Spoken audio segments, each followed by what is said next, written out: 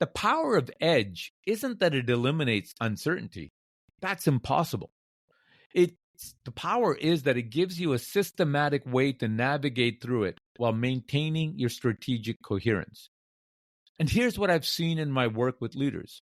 Once you have this type of framework, uncertainty stops feeling like a threat. It starts feeling like terrain you know how to traverse. So let me ask you directly, where in your organization are you treating uncertainty as if it's just a complicated risk? Maybe it's in how you're approaching AI integration.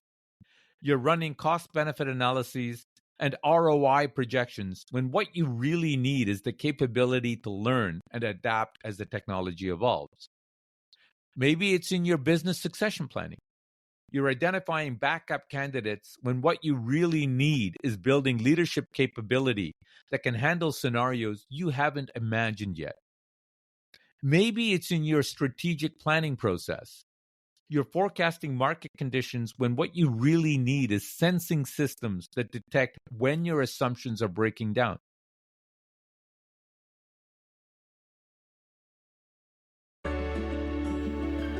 This is the Future Ready Advisor, a show about transforming your financial advisory practice. I'm your host, Sam Sivarajan, a wealth management consultant, behavioral scientist, and keynote speaker. In this podcast, I dive deep into the real challenges advisors face and bring you insightful conversations with top industry experts. Together, we'll explore practical strategies grounded in behavioral science to help you better serve your clients, optimize your time, and build a future-ready practice.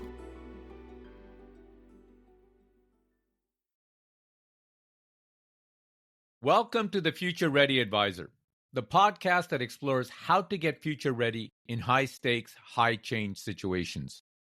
I'm your host, Sam Sivarajan, keynote speaker, behavioral scientist, author, and advisor to decision-makers balancing risk and reward. Today, I want to take you back to September 15th, 2008. Richard Fuld walked into Lehman Brothers headquarters for what would be the last time as the CEO of a solvent institution. The 158-year-old investment bank, survivor of the Civil War, 2 world wars, and the Great Depression, was about to declare bankruptcy. Just months earlier, Lehman's risk models had shown their position was secure. They had Nobel Prize winners on staff, sophisticated mathematical models, decades of market data. Everything looked good on paper. But what they faced wasn't risk. It was true uncertainty. And no model could save them. Last week, I sent out a newsletter about Boeing's 737 MAX tragedy. How even brilliant engineers can miss critical dangers when they confuse risk with uncertainty. The response was overwhelming. Leaders from healthcare, technology, finance, and manufacturing all reached out with the same question. How do we build organizations that can actually navigate true uncertainty? Today, I want to take you deeper, because the pattern we saw at Boeing, it shows up everywhere. In 2008, it appeared at Lehman Brothers. In 2020, it caught entire industries off guard. And right now, it's probably hiding somewhere in your organization. But here's what gives me hope. Uncertainty doesn't have to be your enemy. In fact, it can become your greatest strategic advantage if you know how to navigate it. This episode drops exactly 3 days before my latest book launches.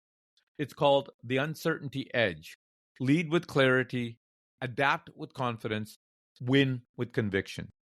And I'm going to share some highlights from the book that will transform how you think about leading through the unknown. Let's dive in. Let's go back to 2008, but not to the obvious story. Sure, everyone knows Lehman Brothers failed. But what most people don't understand is why some of the smartest people in finance, people who built their careers on mathematical precision, couldn't see it coming. Here's what still haunts me about the Great Recession. Goldman Sachs CFO at the time, David Viniar, later said they had witnessed 25 standard deviation moves several days in a row. Let me put that in perspective. A 25 sigma event should occur once every 100,000 years, or at least that's what the models tell us. Yet they happened multiple times in a single week. That's not bad risk management. That's the collision between our models and reality. And here's the thing. This isn't just a Wall Street problem. Think about the retailers who had sophisticated inventory models in early 2020. Then the pandemic hit, and suddenly their entire framework for understanding consumer behavior became obsolete overnight. Or the tech companies who modeled user growth based on historical patterns, completely missing how AI would fundamentally reshape their industry in 18 months instead of 10 years. The pattern repeats. We build sophisticated systems to manage risk, and those very systems blind us to uncertainty. Now, you might be thinking, but Sam, aren't risk and uncertainty basically the same thing? They're not. And understanding this distinction isn't academic. It's the difference between thriving and barely surviving. Risk is when you know the possible outcomes and can estimate their likelihood. When you buy insurance, you're managing risk. When you diversify your portfolio, you're managing risk. The data exists. The models work, for the most part. Uncertainty is different. It's when you don't even know what's possible, let alone how likely it is. The pandemic wasn't a risk to manage. It was fundamental uncertainty. AI's impact on knowledge work isn't a risk. It's uncertainty unfolding in real time. Here's where it gets dangerous. We treat uncertainty as if it's just a complicated risk. We build more sophisticated models, we gather more data, we hire smarter people. And we miss the point entirely. Last week's newsletter talked about how Boeing's engineers knew that their MCAS system was behaving unpredictably, but their risk management frameworks couldn't process that information. The system wasn't designed for, I've never seen this before. At Lehman's, the same pattern played out. When housing prices started behaving in ways that defied historical patterns, their models didn't say, warning, we're in uncharted territory. They said, outlier, probably temporary. But here's what I've learned working with leaders across industries. The organizations that navigate uncertainty best aren't necessarily the smartest or best resourced. They're the ones who've learned to think differently about the unknown. They don't try to predict the unpredictable. Instead, they build the capability to adapt to whatever emerges. And that's what my EDGE framework that I talk about in my book is designed to help you do. Imagine you're planning to climb a mountain, not a casual hike, a serious ascent where cloud conditions can change rapidly and the stakes are real. Now, you could spend months trying to predict every possible weather pattern, every potential obstacle. Or you could do something smarter.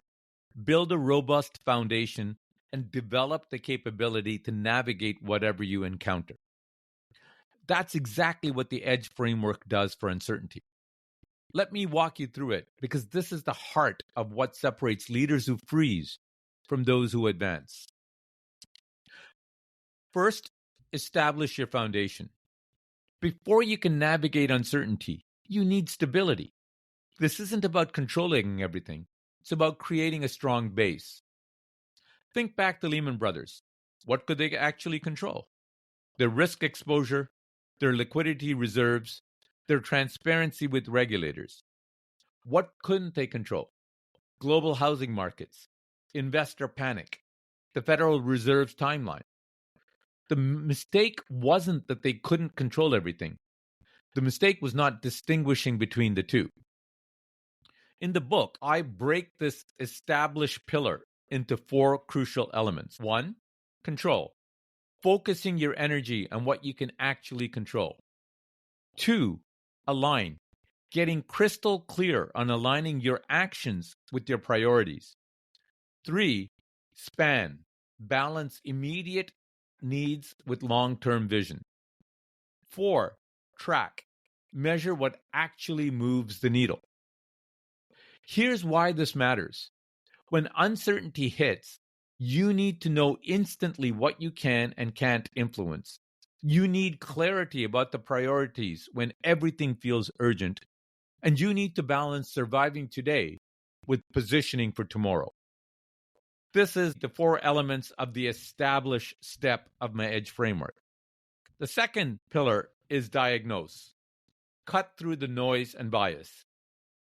This is where many organizations stumble. They see what they want to see. They filter information through existing beliefs.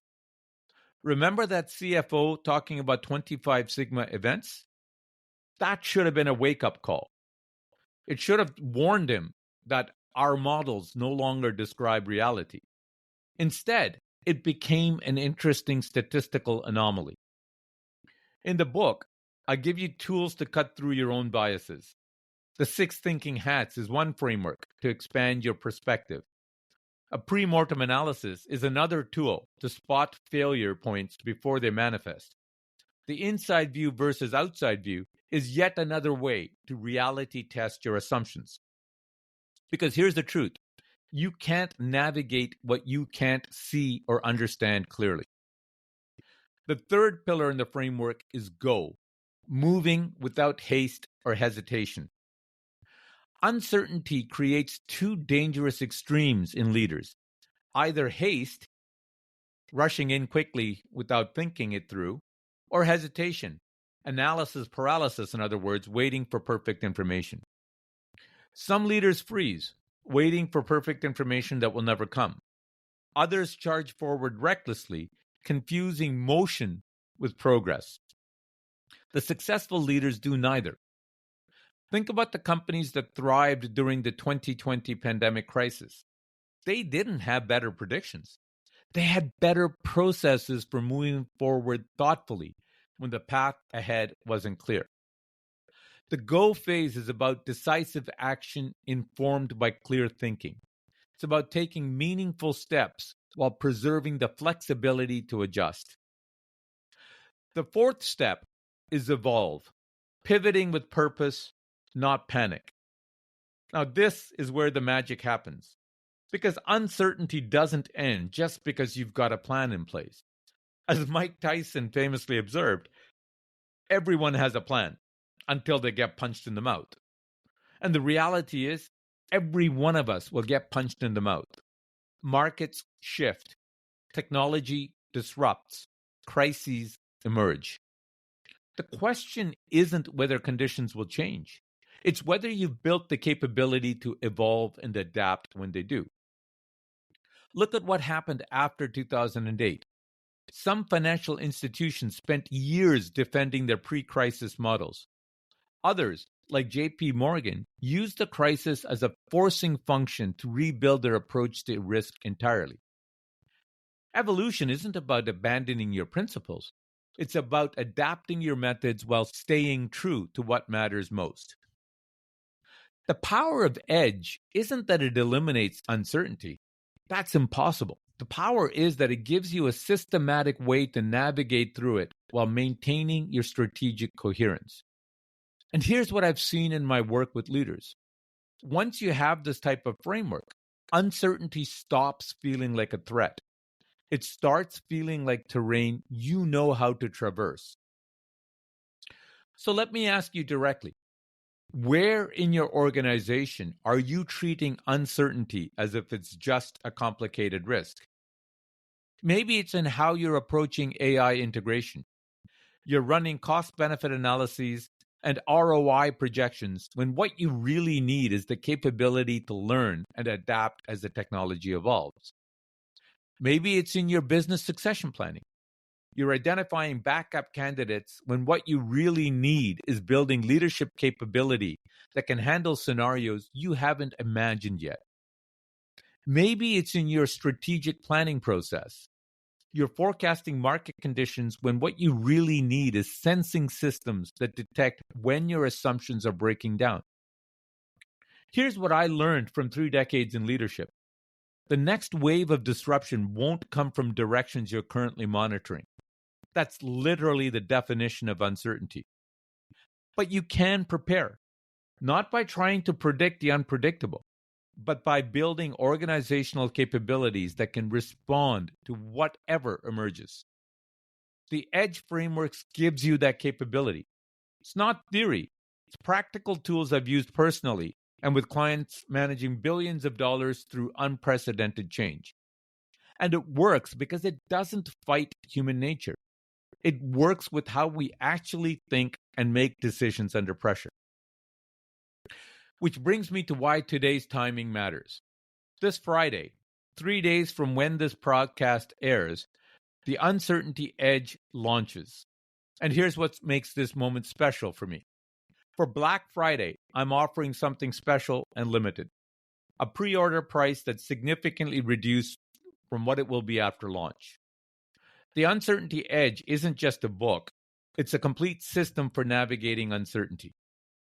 You get the full EDGE framework with detailed implementation guides, real case studies from organizations that succeeded and those that didn't, tools you can use immediately, including pre-mortem templates, decision protocols, and diagnostic frameworks. Stories from my own journey, including being restructured out after building a top-ranked team. One early reviewer of the book, Sar Picard, managing director of Omer's Private Capital, called it, quote, the kind of book every entrepreneur and leader needs right now. He said the frameworks are both memorable and immediately applicable, a must-have toolkit for anyone building, scaling, or leading through change. This Black Friday offer ends on Cyber Monday, and after that, regular pricing kicks in. So get the book now. You can find the link in the show notes or go to amazon.ca or .com and search for the Uncertainty E.D.G.E. Let's recap. Richard Fuld wasn't incompetent. Lehman Brothers' team wasn't lazy or ignorant. They were brilliant people using sophisticated tools. They just confused risk with uncertainty. They tried to model what couldn't be modeled. They optimized for predictions when they needed to build adaptability. The same pattern repeats across companies, including probably yours. The question is, will you recognize it before it's too late? You now understand the distinction. You know why it matters. You have a framework for doing something about it. The only question remaining is, what will you do with this knowledge? Because uncertainty isn't going away. But your response to it? That's entirely within your control. If today's episode resonated, grab your copy of The Uncertainty E.D.G.E this week while the Black Friday offer lasts. The frameworks I talked about are just the beginning. The book gives you the complete system. And this also marks a transition from Future Ready Advisor podcast to the new branding of this show in January as the Uncertainty E.D.G.E. Same focus on frameworks, guests, and insights you can use, but with a broader emphasis on dealing successfully with uncertainty. Insights that appeal equally to financial advisors and business leaders across industries. I'm Sam Sivarajan. Thank you for joining me today. And remember, lead with clarity, adapt with confidence, win with conviction. You've been listening to the Future Ready Advisor. If you enjoyed the show, please leave a review on Apple Podcasts or a rating on Spotify, or share your feedback wherever you listen. Be sure to follow the podcast so you never miss an episode. For more insights on how to keep your practice future ready, visit www.samsivarajan.com. You can find the link on the show notes. There you'll find free tools and resources, along with exclusive bonus content from these podcasts. Thanks for tuning in. and I look forward to sharing more strategies with you in the next episode.